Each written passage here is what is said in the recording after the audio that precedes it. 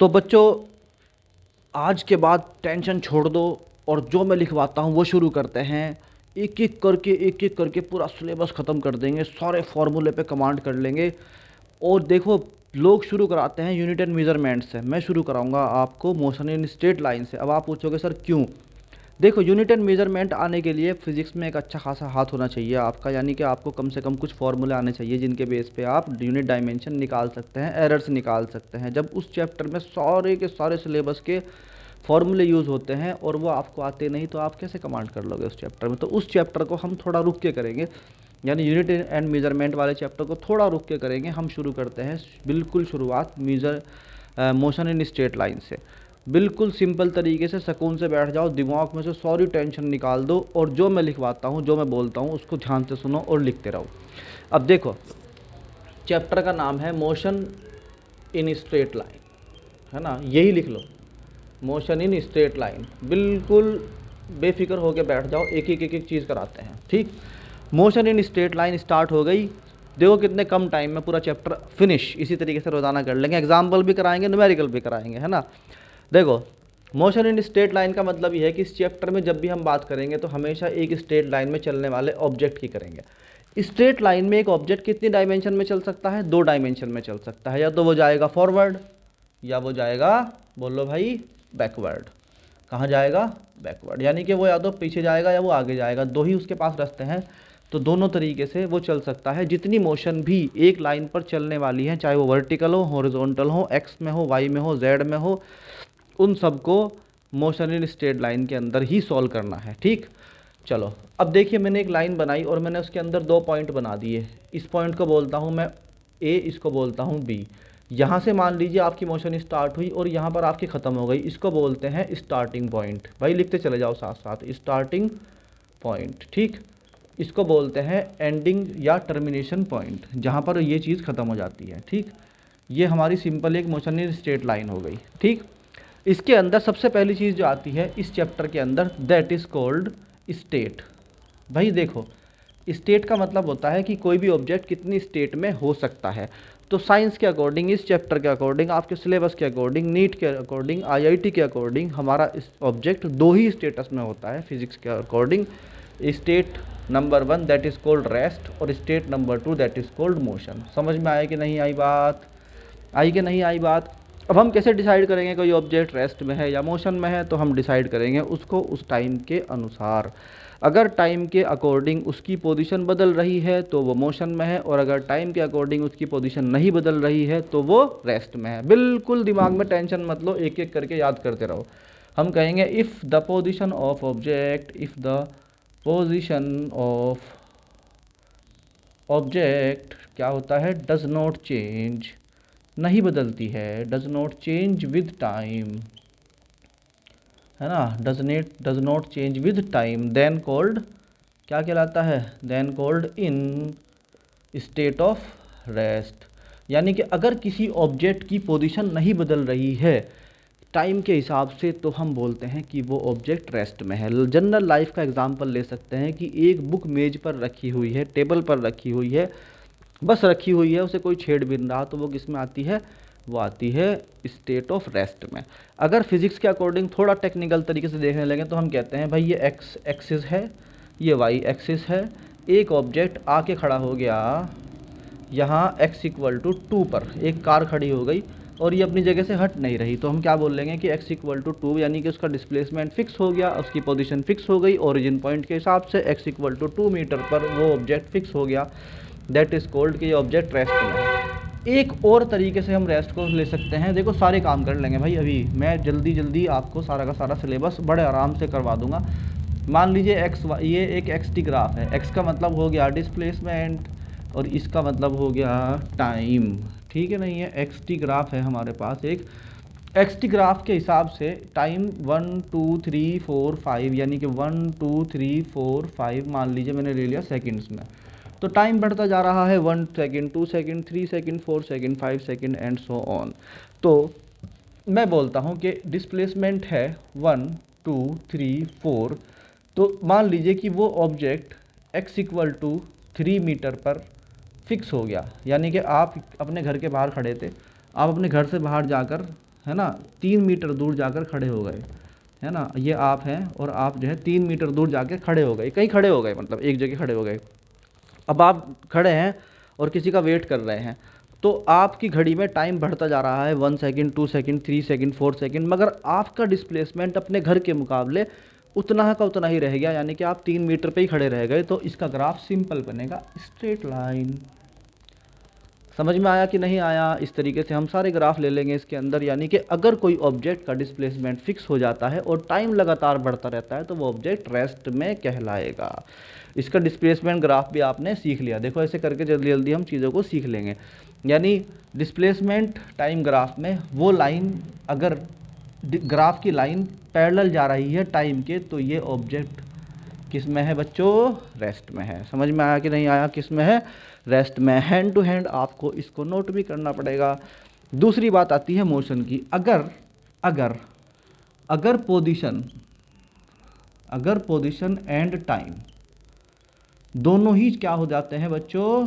Change हो जाते हैं, तो इस कंडीशन में ऑब्जेक्ट किस में कहलाता है? मोशन में कहलाता है। अब इसको कैसे वेरीफाई करेंगे, कैसे समझेंगे, इसका एग्जाम्पल कैसे लेंगे? मान लीजिए कि आप अपने घर से निकले और आप सैर के लिए शाम को निकल गए कि भाई बहुत देर हो गई पढ़ते पढ़ते, थोड़ा सड़क में घूम के आऊँ। तो आप सड़क पर जा रहे हैं, है ना, ऐसे, और ये सड़क है और आप इस पे चलते जा रहे हैं, तो घर आपका 0 मीटर पर है ना। 1 सेकंड में आप आ गए 1 मीटर पे, 2 सेकंड में आप आ गए 2 मीटर पे, 3 सेकंड में आप आ गए 3 मीटर पे। तो यहाँ पर आप एक बात देखेंगे, अपने घर के हिसाब से आपकी डिस्टेंस बढ़ती जा रही है और साथ साथ टाइम भी बढ़ता जा रहा है, यानी डिस्टेंस और टाइम आपका साथ साथ बढ़ रहा है। तो अगर दोनों चीज़ें साथ साथ बढ़ रही हैं, टाइम भी और डिस्प्लेसमेंट भी, तो आप कहते हैं कि आप आ गए अब मोशन में। किस में आ गए? मोशन में। तो इसका ग्राफ अगर हमें बनाना है, मान लीजिए इसी ग्राफ को हम यहाँ पर दिखाते, तो अगर हमें इसका मोशन का ग्राफ दिखाना है, होप आपने नोट कर ही लिया होगा, तो ये 0 पॉइंट है। अभी आप अपने घर पे हो और अपने घड़ी भी स्टार्ट नहीं की है। तो जैसे ही आप 1 मीटर पे आते हैं तो 1 सेकंड हो जाती है, 2 मीटर पे आते हैं 2 सेकंड हो जाती है, 3 मीटर पे आते हैं 3 सेकंड हो जाती है, 4 मीटर पे आते हैं 4 सेकंड हो जाती है। ऐसे करके आप क्या होता है, आपका डिस्प्लेसमेंट भी बढ़ रहा है, टाइम भी बढ़ रहा है। तो इस तरह का ग्राफ क्या कहलाता है? मोशन का ग्राफ कहलाता है। और ये मोशन जो है, अगर इस तरह का, यानी कि अगर डिस्प्लेसमेंट टाइम ग्राफ में कोई भी ग्राफ बन रहा है, स्ट्रेट लाइन, कर्व लाइन, तो ये सारे के सारे किसको शो कर रहे हैं? मोशन को शो कर रहे हैं। तो आपको समझ में आया what is the difference between state of rest and state of motion. तो इसको और ज़्यादा डिटेल में अभी पढ़ेंगे, मगर क्योंकि जल्दी जल्दी ख़त्म करना है, 3 घंटा मैंने फ़िक्स किया है आपके लिए। बताऊंगा उसमें से 1 घंटा क्या करना है, दूसरे घंटे में क्या करना है, तीसरे घंटे में क्या करना है, और योर सिलेक्शन इज़ कन्फर्म्ड। ठीक, तो अभी इसको नोट कर लो फटाफट और बढ़ते हैं आगे आगे। तो डिस्टेंस यानी कि आपने रेस्ट और मोशन को समझ लिया। अब हम शुरू करते हैं, व्हाट इज़ डिस्टेंस। देखिए, डिस्टेंस एक वर्ड है जो सुना होगा, बहुत बार आपने रट्टा भी मारा होगा इसका कि भाई the length of path is called distance. तो डिस्टेंस है क्या बेसिकली? देखिए, आप अपने घर से चलना शुरू करते हैं, आपने बाइक उठाई, स्कूटी उठाई और आपने चलना शुरू कर दिया, तो आपकी जो मीटर की रीडिंग है वो डिस्टेंस है। आपकी जो मीटर की रीडिंग है बाइक में आगे आती है वो डिस्टेंस है।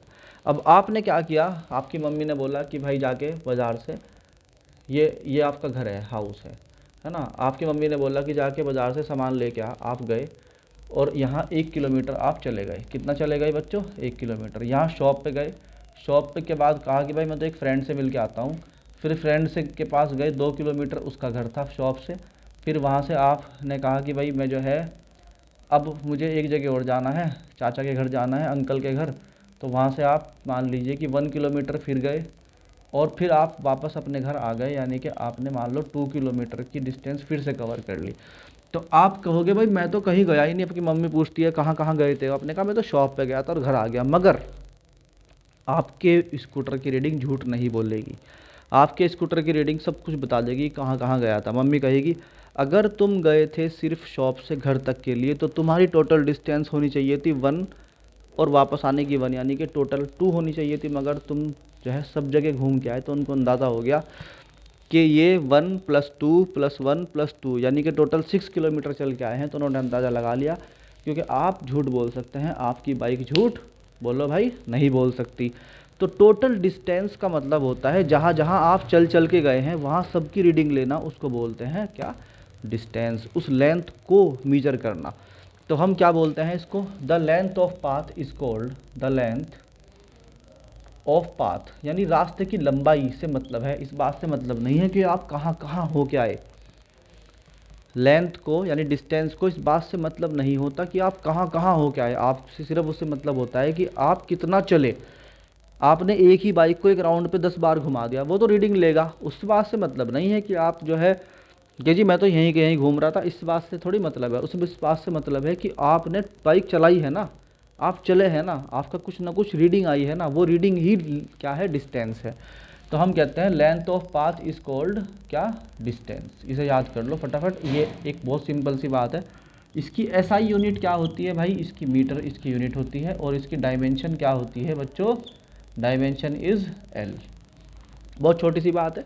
अभी मैं इसमें कुछ एग्जाम्पल और समझाऊंगा क्योंकि इसके अंदर दो टॉपिक हैं, डिस्टेंस और डिस्प्लेसमेंट, तो डिस्टेंस में इतना काफ़ी था। ठीक, number 2, what is the displacement.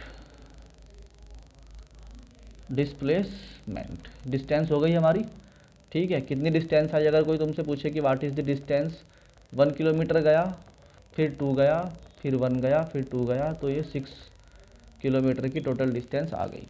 Displacement क्या है, डिस्प्लेसमेंट क्या है, अगर आपका मीटर ही ख़राब हो जाए, माना आप ये कहो कि जी मैं तो मतलब मैं तो कहीं गया ही नहीं, मैं तो यहीं पर था, आपके पापा सुबह कह के गए भाई बैठ के पढ़ना है आपको, और आपने क्या किया, स्कूटर निकाला और घूम के आ गए, तो आपने क्या किया, अपना मीटर ही लॉक कर दिया।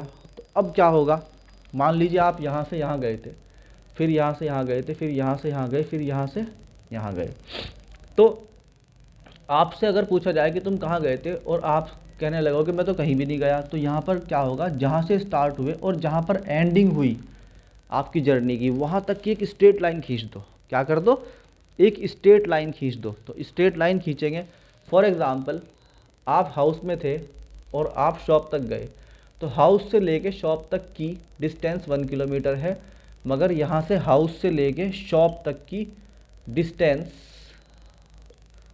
और डिस्प्लेसमेंट अगर आप चेक करें तो आप कहेंगे हाउस से लेके शॉप तक की डिस्टेंस 1 किलोमीटर है। आपसे पूछे भाई स्ट्रेट लाइन में बताओ, स्ट्रेट लाइन में कितना गए, कि जी 1 ही किलोमीटर गया था, हो गई बात खत्म।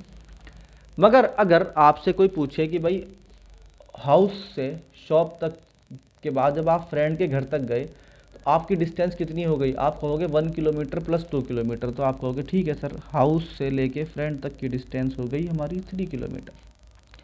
मगर डिस्प्लेसमेंट कितना हुआ, तो आप कहोगे भाई डिस्प्लेसमेंट के लिए सीधा का सीधा स्ट्रेट पाथ निकाल लो।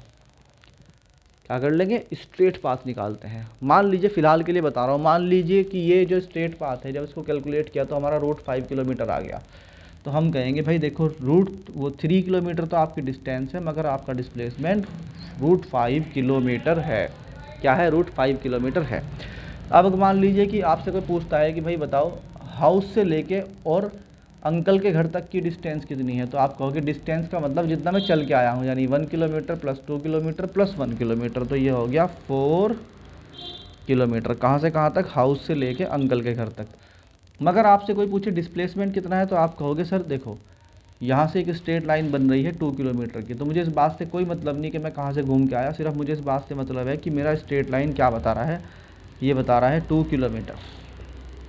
आ रहा डिफरेंस समझ में, सिर्फ स्ट्रेट लाइन की बात करनी है और किसी की बात बोलो भाई बोलो नहीं करनी है। अब आ गए हम कि जी वापस घर पे आ गए आप, तो वापस घर का मतलब हाउस से हाउस पर ही आ गए और आपकी जर्नी कंप्लीट हो गई।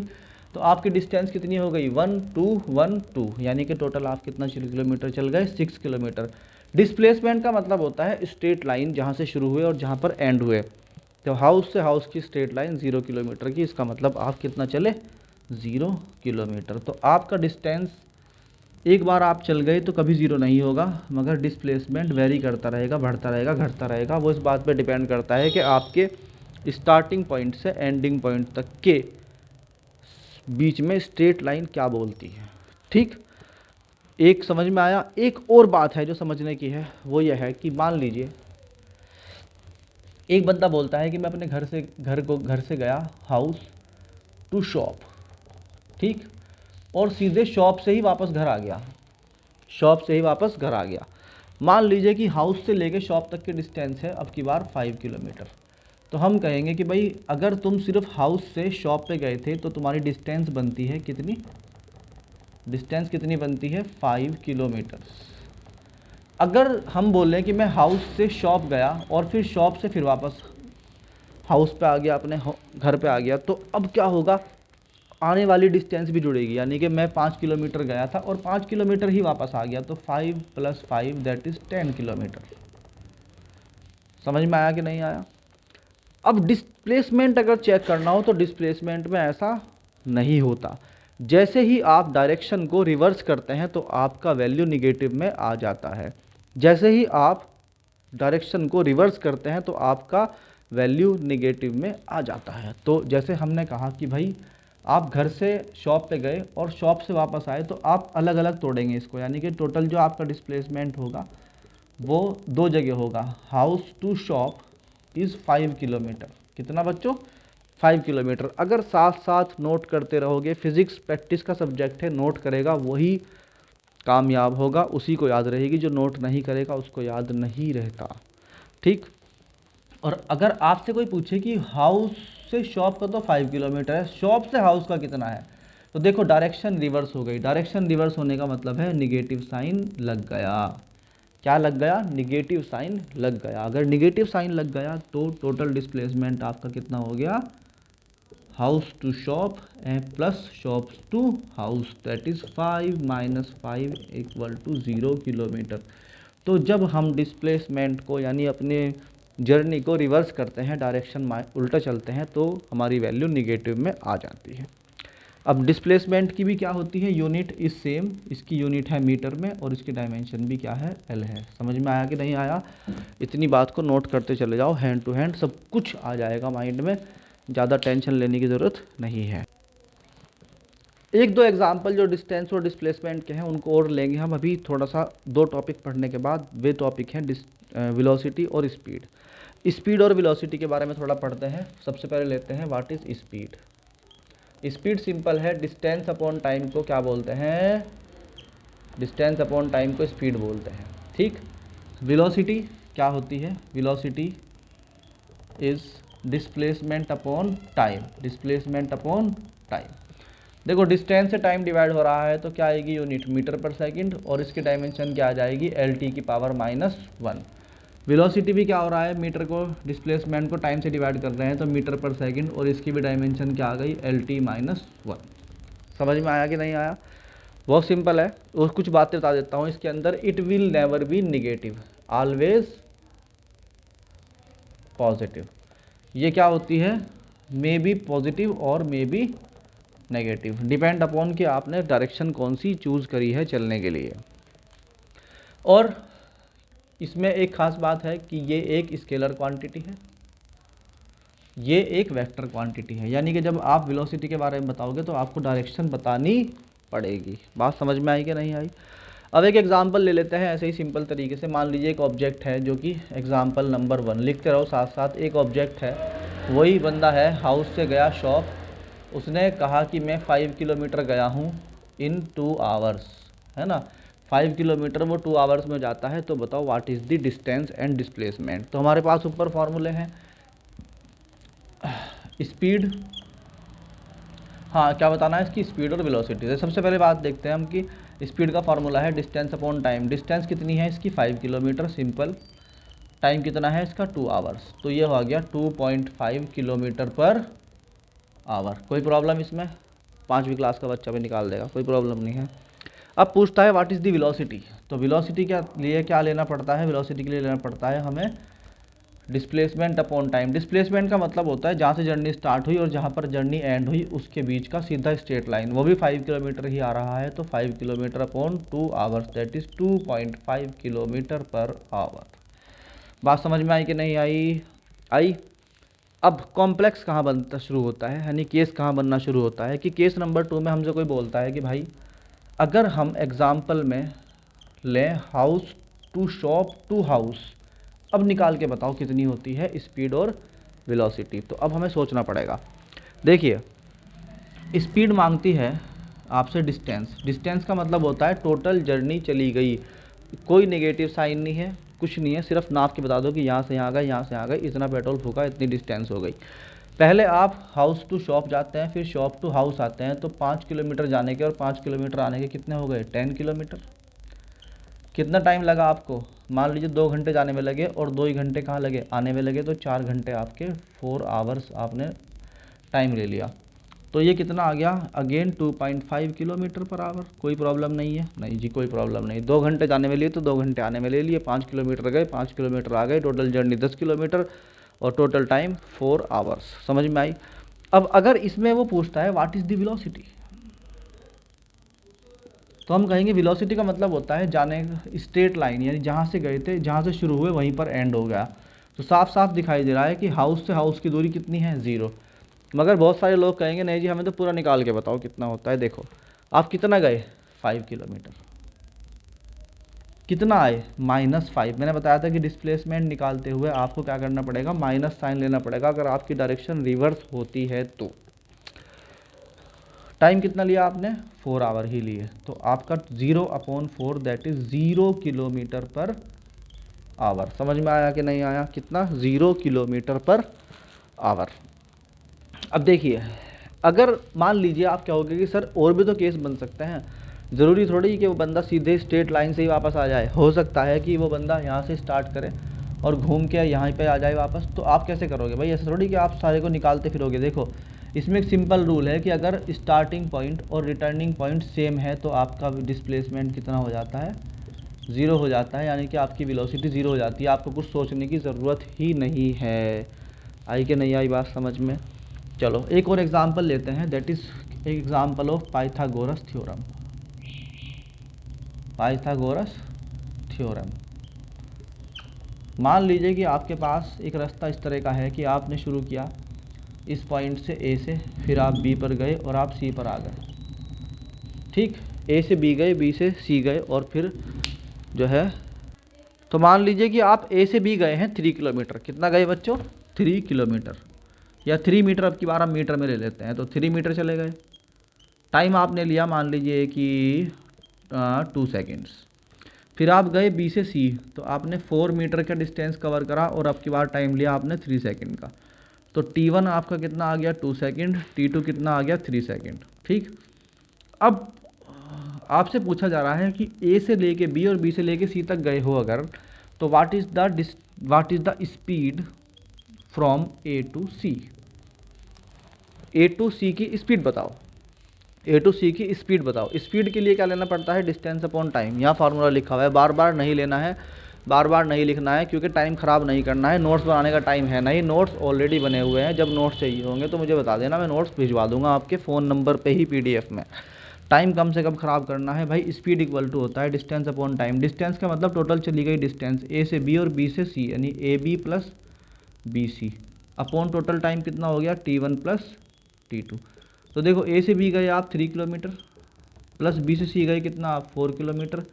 4 मीटर सॉरी, और टाइम कितना लिया आपने? 2 + 3 दैट इज़ 7/5। तो आपकी स्पीड आ गई 7/5 मीटर पर सेकंड, और वी कैन राइट 1.4 मीटर पर सेकंड। तो अगर अब आपसे पूछते हैं व्हाट इज़ द वेलोसिटी, तो वेलोसिटी के लिए आप क्या करेंगे? वेलोसिटी के लिए आपको क्या करना पड़ेगा? यहाँ पर पहले A से C तक की डायरेक्ट डिस्टेंस आपको आनी चाहिए।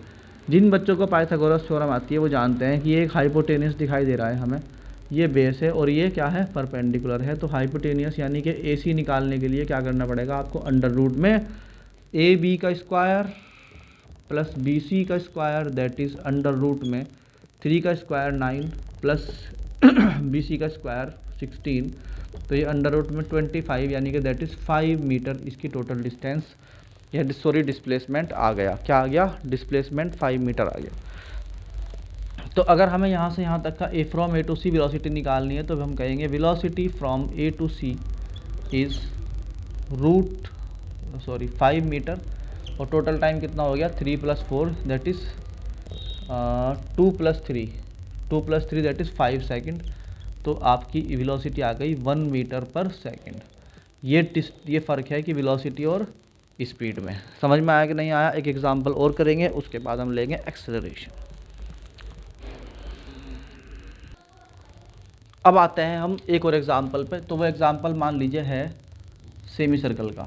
मान लीजिए कि एक सर्कल है, उसकी रेडियस है 1 मीटर की, और एक बंदा चलता है ए से बी और फिर बी से सी आ जाता है, सेमी सर्कल का मतलब हाफ सर्कल पे। अब वो पूछते हैं what is the distance and displacement during the A to C journey. ठीक, मान लीजिए कि टोटल टाइम ए से सी जाने में उसने लिया है 2 सेकंड का। कितना लिया है? 2 सेकंड का। तो सबसे पहले हमें निकालना है what is the distance. What is the distance? Distance होती है total time, total distance. Total distance का मतलब length of path, length of path का मतलब हाफ सर्किल, हाफ सर्किल होता है पाई आर का। कितने का? पाई आर का। पाई की वैल्यू होती है 22/7 और आर की वैल्यू 1 मीटर दी हुई है, इसलिए सिंपली हमारा डिस्टेंस आ गया 22/7 मीटर्स। कोई प्रॉब्लम नहीं? चलो number 2, what is our displacement. तो डिस्प्लेसमेंट सिंपल होता है जहाँ से स्टार्ट हुए और जहाँ तक एंड हुए वहाँ तक की टोटल डिस्टेंस। तो देखो 1 मीटर इधर से यहाँ ए से लेके ओ तक और ओ से लेके सी तक कितनी हो गई? 1 मीटर। तो 1 + 1 दैट इज़ 2 मीटर आपकी हो गई डिस्प्लेसमेंट। कोई प्रॉब्लम? टाइम, टाइम का मतलब है टी बराबर, टोटल हमने दिया हुआ है कि इसको ए से सी जाने में लगे कितने सेकंड? 2 सेकंड। सब कुछ आ गया हमारे पास। Fourth, what is the speed. Speed होती है simple distance upon time, that is distance हमारे पास ऑलरेडी हम निकाल चुके 22/7 और टाइम हमारे पास है कितना सेकंड का? 2 सेकंड का।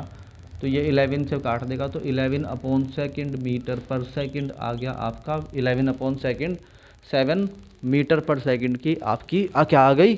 स्पीड आ गई।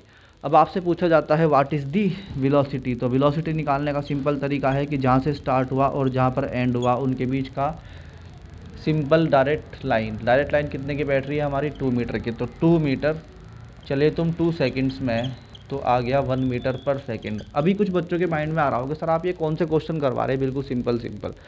देखो भाई, ऐसा कोई क्वेश्चन अब नहीं जो आईआईटी नीट में आया हुआ हो प्रीवियस ईयर में या एनसीईआरटी का, जिसका सॉल्यूशन नहीं पड़ा हुआ।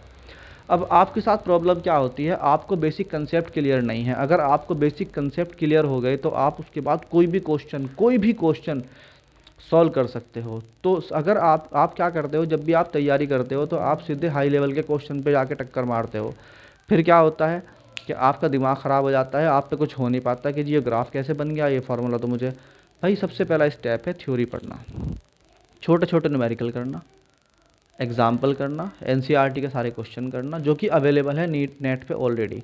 उसके बाद नीट में जाना, नीट पीवाईक्यू करना, उसके बाद आईआईटी के पीवाईक्यू करना, सैम्पल पेपर करना और आपका सिलेक्शन हो जाता है। बट आपका सबसे पहला स्टेप है सिलेबस आपके माइंड में घुस जाए, पहले आपके दिमाग में आ जाए कि what is physics and what is the fundamental. आपको वो तो आता नहीं और आप दुनिया भर के क्वेश्चंस में जाके टक्कर मारते हैं सीधे। हर चीज़ स्टेप बाय स्टेप होती है, पहले ग्राउंड बनता है, फिर उसके बाद उसके ऊपर मंजिल बनती चली जाती है। तो ये जो लेक्चर हो रहा है बेसिकली ये आपके फाउंडेशन क्लियर करने के लिए हो रहा है। बहुत शॉर्ट टाइम में आपके सारा फाउंडेशन क्लियर करना है, उसके बाद आप जाके ऊपर के लेवल पे जा पाएंगे। 3 घंटे का पूरा प्लान बताऊंगा इसी वीडियो में, आप बेफिक्र रहो। उसके बाद मैं बताऊंगा कि करना क्या है, ठीक। तो इसे करते रहो बहुत ध्यान से। अब ये आ गया, एक एग्जाम्पल और ले लिया हमने। अब हमारा लास्ट टॉपिक इस वीडियो का दैट इज़ एक्सेलरेशन। आपने एक टर्म सुना होगा एक्सेलरेटर। एक्सेलरेटर क्या करता है? एक्सेलरेटर गाड़ी चलाई किसी ने कभी? बाइक चलाई है, स्कूटी चलाई है, वो हमारी स्पीड को बढ़ाता है और घटाता है। तो एक्सेलरेशन का मतलब भी उसी से है, या तो हमारी स्पीड बढ़ेगी या घटेगी। तो कितना चेंज आया 1 सेकंड में, इसको बोलते हैं एक्सेलरेशन। सिंपल डेफिनेशन है इसकी, रेट ऑफ चेंज किसमें? इन वेलोसिटी, स्पीड नहीं, वेलोसिटी। बस ये ध्यान रखना कि स्पीड नहीं चेंज करनी। स्पीड बोलने में आ जाता है कि स्पीड चेंज हुई, बट असल में वो टर्म सही वेलोसिटी है। क्या है? वेलोसिटी है। तो हम कहते हैं rate of change in velocity. तो सिंपल फार्मूला है acceleration equal to change in velocity, change in velocity upon change in time, change in velocity upon change in time. Velocity का यूनिट क्या होता है? मीटर पर सेकंड। टाइम का क्या हो गया? सेकंड। तो ये बन गया मीटर पर सेकंड स्क्वायर। बहुत सारे बच्चों को ये भी नहीं पता होगा। और इसकी डायमेंशन क्या होती है? L⁻²। सिंपल करके चलेंगे, बहुत कोई दिक्कत नहीं है ना। मान लीजिए किसी ऑब्जेक्ट की वेलोसिटी है v1 जब टाइम है t1, वेलोसिटी हो गई v2 जब टाइम है t2। तो हम बोलेंगे कि भाई इसका जो एक्सेलरेशन है that is v2 - v1 upon t2 - t1। वहाँ पे t2 v2 is the final velocity and v1 is the initial velocity, और टाइम जो है वो t1 t2 उसी के रेस्पेक्ट में है। बहुत सारे लोग यहाँ पे यूज़ करते हैं कि जी हम t2 माइनस t1 को तो t लेंगे, ले लो भाई, और v2 माइनस v1 में v माइनस u लेंगे, यानी कि आपने फाइनल वेलोसिटी को v बोल दिया और इनिशियल वेलोसिटी को u बोल दिया, तो भी कोई प्रॉब्लम नहीं है, आराम से आप इस तरह भी ले सकते हैं। अब हम कहते हैं इसमें एग्जाम्पल लेकर के, एक ऑब्जेक्ट जो है उसकी स्पीड थी 5 मीटर पर सेकंड और 10 सेकंड बाद उसकी स्पीड हो गई है 25 मीटर पर सेकंड। तो बताओ जी what is the acceleration from a to b. तो हम कहेंगे भाई हमारे पास जो है v1 की वैल्यू आ गई, v2 की वैल्यू आ गई और t की वैल्यू आ गई। तो हम सिंपल लिख सकते हैं a बराबर v minus v2 minus v1 that is 25 minus 5 upon time आ गया 10 सेकेंड, तो ये आ गया 20 upon 10 that is 2 metre per second square. अगर कोई बंदा बोलता है कि what is the acceleration from b to a, यानी कि वो कह रहा है कि हमारी जो जर्नी स्टार्ट हुई वो बी से हुई और हम ए पे आ गए, है ना। पहले हमारी स्पीड थी 25 और फिर हो गई 5, यानी हमारी स्पीड बढ़ने की जगह घट गई, हमारी वेलोसिटी बढ़ने की जगह घट गई, तो भी कोई प्रॉब्लम नहीं भाई, हम तो ए से बी भी निकाल सकते हैं और बी से ए भी निकाल सकते हैं। बी से ए में हमें अब की बार क्या लेना पड़ेगा, फाइनल वेलोसिटी हमारी है 5, इनिशियल वेलोसिटी कितनी है -25 अपॉन टाइम अगेन 10 सेकेंड है, तो ये आ गया -20 upon 10 that is -2 metre per second. इससे क्या पता लगता है कि acceleration is also a vector quantity, जिस क्वांटिटी की वैल्यू प्लस भी आ सकती है माइनस भी आ सकती है, वो वेक्टर क्वांटिटी है। जिसकी वैल्यू हमेशा प्लस आती है वो वैल्यू, वो चीज़ इस स्केलर क्वांटिटी है। बहुत सिंपल फार्मूला है याद करने का। तो जब हमारी वैल्यू b से a आई तो हमने कहा कि ये निगेटिव एक्सेलरेशन आया। निगेटिव एक्सेलरेशन का मतलब घटाने वाला, और निगेटिव एक्सेलरेशन घटाता है, पॉजिटिव एक्सेलरेशन वेलोसिटी को बढ़ाता है। निगेटिव एक्सेलरेशन को हम बोलते हैं रिटार्डेशन। रिटार्डेशन मतलब हमने कहा कि negative acceleration equal to retardation. इसे याद कर लेना, बहुत सारे कन्फ्यूज़न पैदा होते हैं इस बात को लेके। तो अगर हमसे कोई पूछे व्हाट इज़ द रिटार्डेशन, तो हम बोलते हैं प्लस के 2 मीटर पर सेकेंड। ए भाई ये क्या हुआ, प्लस के 2 मीटर पर सेकेंड। हाँ, जब रिटार्डेशन बोल दिया इसका मतलब ऑटोमेटिकली हमने माइनस में एक्सेलरेशन को बोल दिया। एक्सेलरेशन -2 है तो रिटार्डेशन का मतलब होता है माइनस एक्सेलरेशन, तो माइनस माइनस क्या हो गया, प्लस के 2 हो गया। इस तरह से करके आपका आधा चैप्टर फिनिश हो चुका। आधा चैप्टर हम नेक्स्ट वीडियो में लेंगे। यहाँ तक सबको समझ में आया, नोट करते रहो। बहुत सारा, यानी मैं सब तो नहीं, बहुत सारा तो नहीं बोल सकता, बट एक छोटा सा पार्ट दिमाग का रिलैक्स हुआ कि हाँ अब ऐसी जगह मिल गई जहाँ पर पढ़ने के बाद सिलेक्शन के चांस दिखाई दे रहे। फिज़िक्स इजी दिखाई दे रही, आराम से कर लोगे, फास्ट तय कर लोगे। थोड़ी बहुत अगर पीछे हटा के दोबारा देखनी पड़े वीडियो, देखते रहो। तो इसी तरह से छोटे छोटे एग्जाम्पल लेके दिमाग में तुम्हारे पूरी फिजिक्स उतारी जाएगी, सारे टॉपिक उतर जाएंगे। बेफिक्र रहो, इसी वीडियो से, इसी भी लेक्चर से आप कर लोगे। तो टेंशन ख़त्म करो, काम शुरू करो। अभी टाइम है, अभी कर सकते हो। हाँ, 3 घंटा प्लान। 3 घंटे प्लान का मतलब है पहले घंटे में तो ये पढ़ना है जो मैं पढ़ाता हूँ। अगर मान लीजिए यह सारा का सारा काम आपका आधे घंटे में ख़त्म हो गया, तो उसके बाद 15-20 मिनट इसको रिवाइज़ करने में लगाओ। इसको नोट करो, इसको रिवाइज़ करो, इसको याद करो, क्योंकि यही है वो फाउंडेशन जिससे आपका फाउंडेशन आगे का खड़ा होगा। तो पहले घंटे में, यानी आधा घंटे में 45 मिनट में आपने सब कुछ कर लिया जो मैं कराता हूँ, या हो सकता है कभी कभी 1 घंटा भी खर्च हो जाए। अगर आपका 1 घंटे से कम में भी खर्च हो जाए तो 10 मिनट लगाओ रिवीजन करने में। इसके बाद 1 घंटा नीट के एनसीईआरटी के सारे एग्जाम्पल और सारे क्वेश्चन करने में लगाओ, है ना। जिसका एग्जाम्पल और क्वेश्चन करो उसके बाद आप आ जाओ नीट के पीवाईक्यू में, उसके बाद आ जाओ आईआईटी के पीवाईक्यू में। इस तरह 3 घंटे ख़त्म हो जाएंगे, पूरे के पूरे यूटिलाइज हो जाएंगे। एक चैप्टर रोज़ाना करना है। एक बात और जो बतानी बहुत ज़रूरी है, जब भी क्वेश्चन अटैम्प्ट करते हो, never ever watch the solution until आपने उसको 4 या 5 बार ट्राई नहीं करा। बहुत सारे बच्चे मिलते हैं कि सर हमने कितनी बार फिजिक्स कर ली मगर हमारा सिलेक्शन नहीं हो पाता। भाई तुमने फिजिक्स नहीं करी, तुमने फिजिक्स सॉल्व करी कहाँ है आज तक? तुम तो उसमें सिर्फ क्वेश्चन पढ़ते हो, क्वेश्चन पढ़ते देखते हो नीचे सोल्यूशन क्या है और सोल्यूशन देख के क्वेश्चन सॉल्व कर दिया। ये नहीं है तरीका। तरीका है कि आपको क्वेश्चन करना है, क्वेश्चन करने के बाद आपको अटैम्प्ट करना है 4 से 5 बार उसको। आपके सारे दिमाग की नसें हिल जाएंगी कि ये क्वेश्चन क्यों नहीं हो पा रहा। जब आप उसे कई बार अटैम्प्ट करते हो, आपका आंसर ना मिल पा रहा हो, तब सॉल्यूशन देखा जाता है। इसलिए ताकि आपको अगले क्वेश्चन को करने में पूरी हिम्मत बन जाए, ना कि इसलिए कि आपको सॉल्यूशन करके सिर्फ क्वेश्चन की फॉर्मेलिटी पूरी करनी है। मैं तो अपनी कोचिंग में बोलता हूँ, जिस बच्चे ने सॉल्यूशन देख के क्वेश्चन करा उसने अपना सारा नाश कर लिया। तो आपको सिर्फ अपना ध्यान देना है कि आपको क्वेश्चन अटेम्प्ट करना है, क्वेश्चन सॉल्व नहीं करना है। अटेम्प्ट का मतलब होता है अपने दिमाग लगा के आंसर निकालना, फिर एक सॉल्यूशन देखना कि मुझसे क्या गलती हुई। ठीक, थैंक यू। तो चलते हैं फिर नेक्स्ट वीडियो में।